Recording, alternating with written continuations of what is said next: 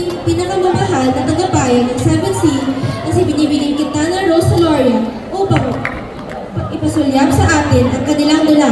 Palapakan natin siya.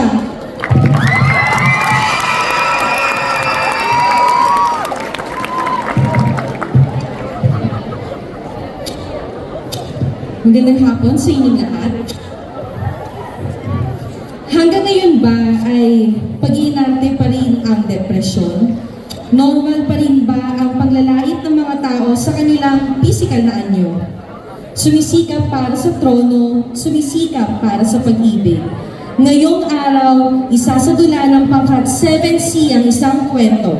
Isang mistikal, madilim at mahiwagang dula. Handa na ba kayong makita at makinig sa kwentong ito? Dahil ito na, ang Ibong Ardana ay mag-iiba ng liko, mag-iiba ng landas, at mag-iiba ng pagkakataon. Ngunit, sino nga kaya ang may sala? Ang ibon o ang lumikha ng ibon?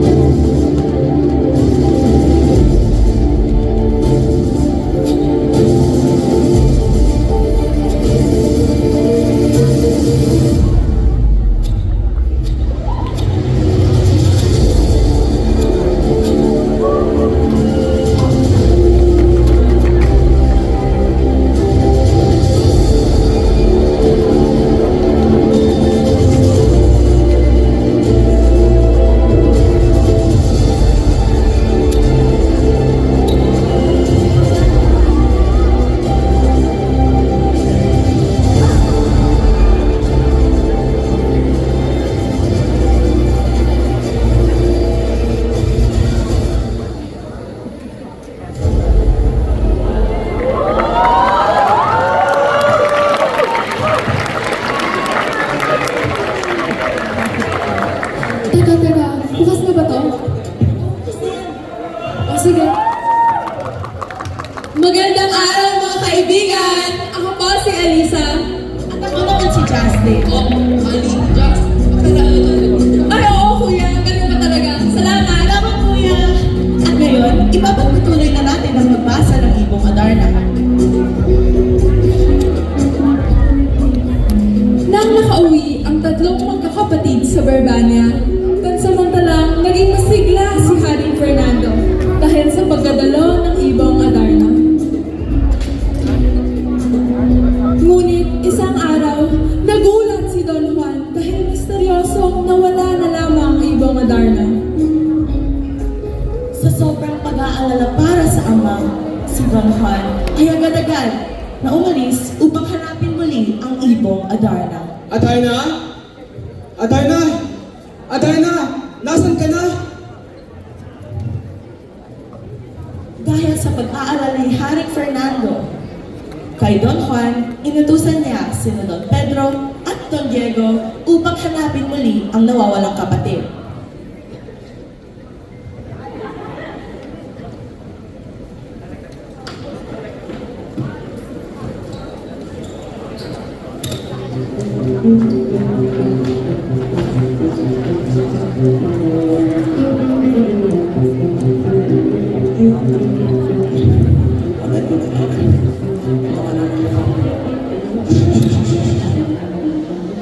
Ano kaya ang mayroon sa loob ng balong ito?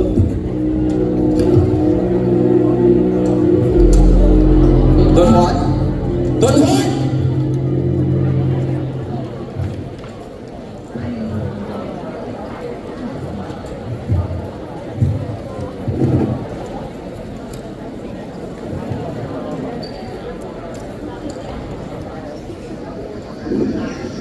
Sadyang kahanga-hanga ang kagandahan ng lugar na ito. Hoy, sa likod mo!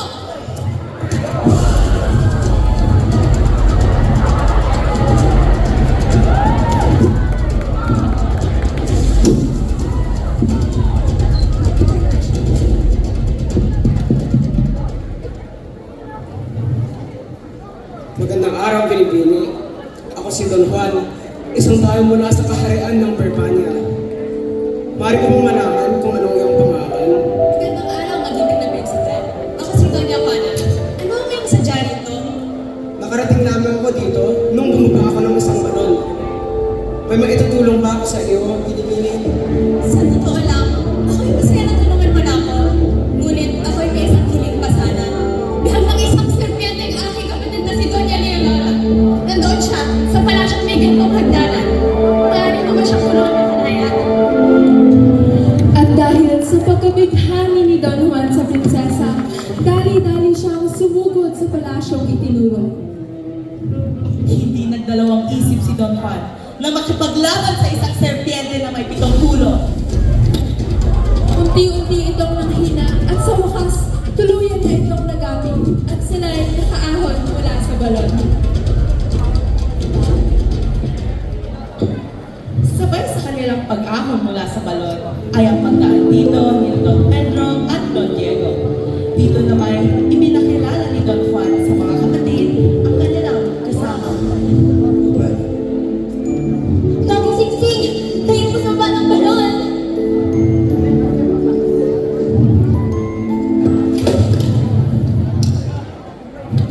Maalang mahal kong kapatid. Uy! Bakit ba yan? Doña Leonora, ako si Don Pedro, ang nakatatandang kapatid ni Don Juan. Kami na ni Don Diego ang magdadala sa iyo at sa iyong kapatid papuntang Barbarani. At si Don Juan naman ay ating iniwana.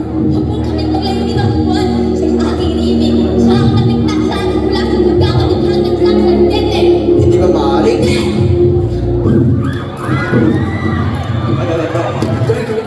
Naiwang mag-isa at sakitan si Don Juan sa ilalim ng balon. Ngunit pinilitan ni Doña Leonora ang kanyang alagang lobo na gamutin at tulungang makaakyat ng balon si Don Juan.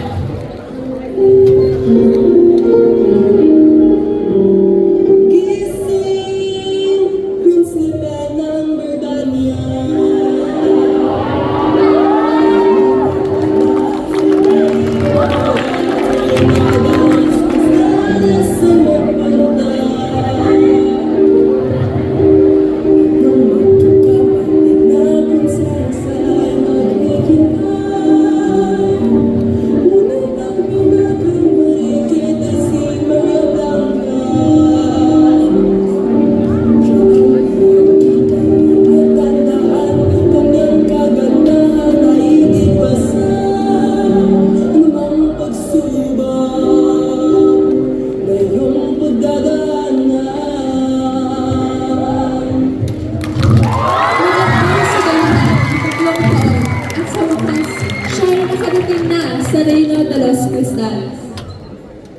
Magandang araw po.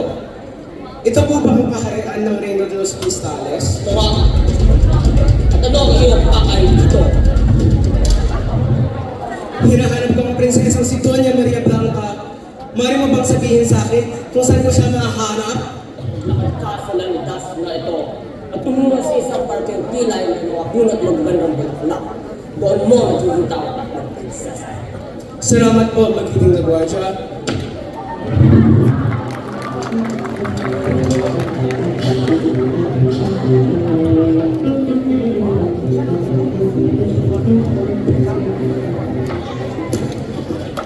Magandang araw mga Pilipini.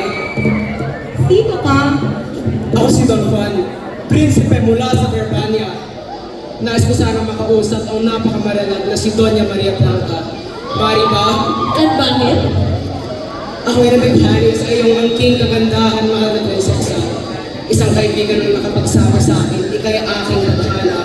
Ikaw? Tadhana ni Doña Maria Blanca? Baka ikaw na ang magiging, pang-sampung lalaking tatanggihan niya. Tama niyan, Juana. Ikaw talaga. Sa Sandali lang, mga kakausapin ko itong tawag na prinsipe ng Verbania. Alam. Makalipas ang ilang sandali, nagiging malapit na sina Don Juan at Doña Maria Blanca sa isa't isa.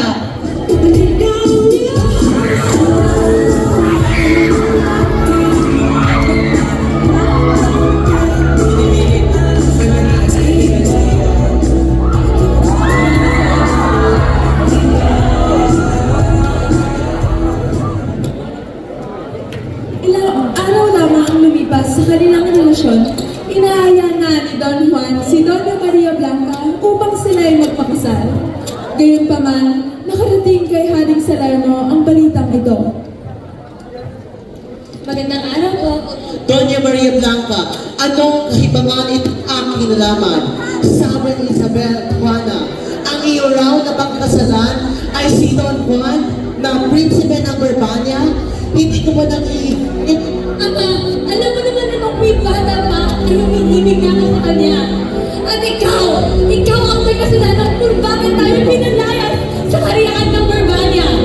Gagawin ko ang lahat para lamang may kasal kay Don Juan. Kahit man, gamitin ko ang aking mahina. Maria Blanca, saan mo nakuha ang mong gila? Lumalabis ka na sa iyong pagsalita. Hindi mo alam kung ano ang ginagawa at pinapasok mo. Walang ganang na po ang mahal ng ama. Ngunit aalis na kami ni Don Juan sa kariyaan ito. At dahil sa tindi ng galit ni Doña Maria Blanca, ay hinanap niya si Don Juan at inaya niyang magtala na lamang sila.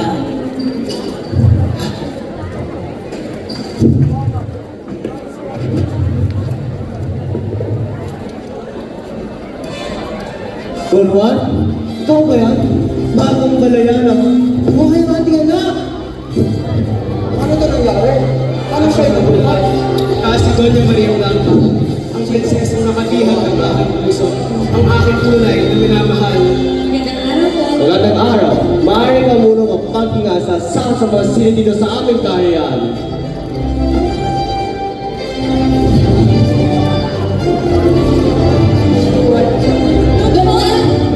Mga Pilipino, ilang taong na rin tayong hindi nagkikita. Naway, lumabas muna tayo, doon tayo mag-usap upang hindi natin ma-estorbo ang haring reyna.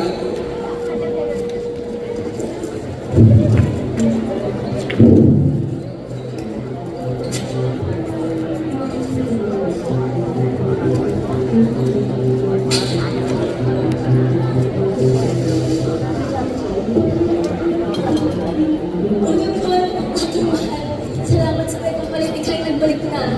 Ngunit, ako'y merong nais malaman.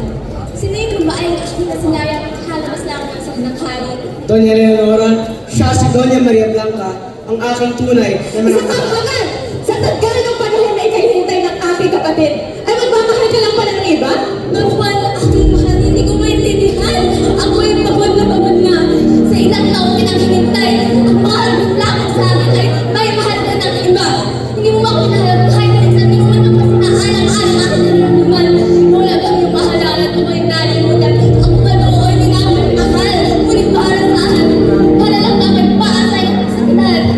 Paumanhin, Ayaw mo ang pakinig! Nagkaroon mo ang tawad! Don Juan! Dahil yan ang kagitan mo lamang.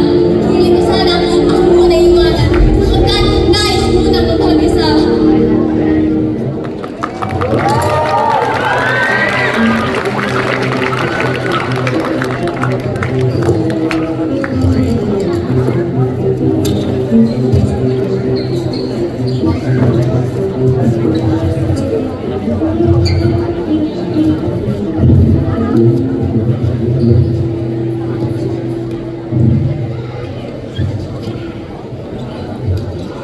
Don Juan, yan nagawa ba si Doña Maria Blanca upang maging yung kabiyang halang buhay?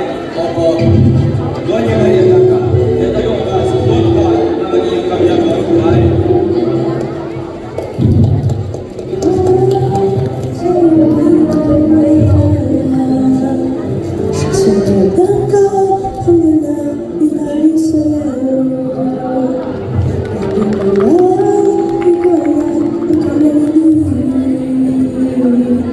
Thank you. Don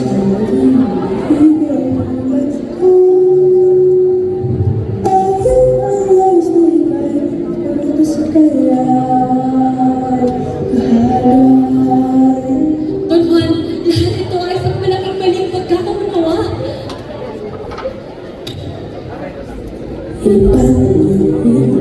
Kita doon, ika'y nahulog sa loob ng galon. Di mo man napasin ang boses ng iwan. Tulad mo natin. Gigising ko lamang nun at nananakit pa ang aking katawan kaya hindi ko napansin. Sandali, anak ni... Haring Salermo? Tama nga po, Ama, Ina, si Haring Salermo ay isang dating mamamayan ng Verbania. Bakit? Tama, mahal kong ina. Ipinalaya sila ng ang hari sapagkat kanilang sinisira ang inyong maayos na magandang pangalan. Haring Salermo. Salermo. Nanangabarsa sa isang taksin. Gaan mo ang kanyang pamilya at ito, tinagin niya sa akin. Doña Maria Blanca, totoo ba ito? Itinago mo at ang iyong ama ang inyong mga maling ginawa? Don Juan, aking mahal, ika'y makinig. Noong tayo'y mga bata pa, sa iyong kaharian, maraming masasakit na pangyayari ang aking sinabi. Pinagtatawanan ako ng aking kapapaslim dahil kulay ko'y maitim at di ka akin namin. Nung nalaman daw ng aking ama, tumungol siya sa iyong amang hari. Ngunit sa anong pakiusap mo nang ginawa si Hari Fernando? Sinungalingan. Oo, tama. Sinubukan ng aking ama na sirain ang pamumuno at pangalan ni Hari Fernando. Ngunit ito'y dahil sa galit at pangamba. Ako ay nasaktan muli. Hindi ka ba nag-iisip? Kung ako'y tunay mong mahal, di ka gagawa ng makakasakit ng aking damdamin. Ako ay iyong dinggin. Simula nung pinalayas kami sa kanya ng Verbania, nag-isip ako ng paraan. At anong iyong sabihin? Hindi magbabago ang aking isip. Hindi mo na makuha ang aking pagpapatawad. Juan, hindi ko man gusto na ika'y masaktan. Katawad. Katawad. Hindi lamang si Doña Maria Blanca ang may tinatago ang lider. Si Don Pedro at si Doña Maria Blanca ang napagkasundo. At si Don Pedro ang hiniganti. At si Doña Maria Blanca ang paghihiganti ang itsinya. At si Don Pedro at kapangyarihan bilang hari. Ano? Hindi ko yung ginawa. Huwag kang maniwala sa kanya. Ang iba niya ay sa kakabila ng mga Don Juan. Sa mga una. Ito ang mga narinig ko. Hindi ko may tatanggap ito. Paano mo ito ginawa? Dahil naman kasi rin kong piliin. Pati buhay ng aking mahal na kami ay ilalagay sa alanganin. Wala ka makahiyan. Pati sa ama mo. Tama na! Simula ngayon na hindi na kitalaga. Umalis ka sa kayo ko. At huwag ka pang mamalit. Ayaw makita mo kita ko ulit. Umalis kayo!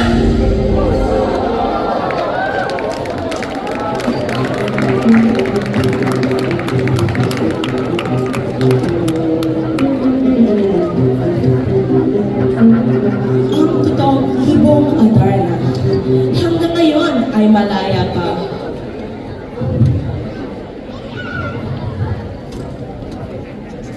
Ngunit kapag naririnig ang boses nito, ay hahantong ito sa katotohanan at isang masayang wakas.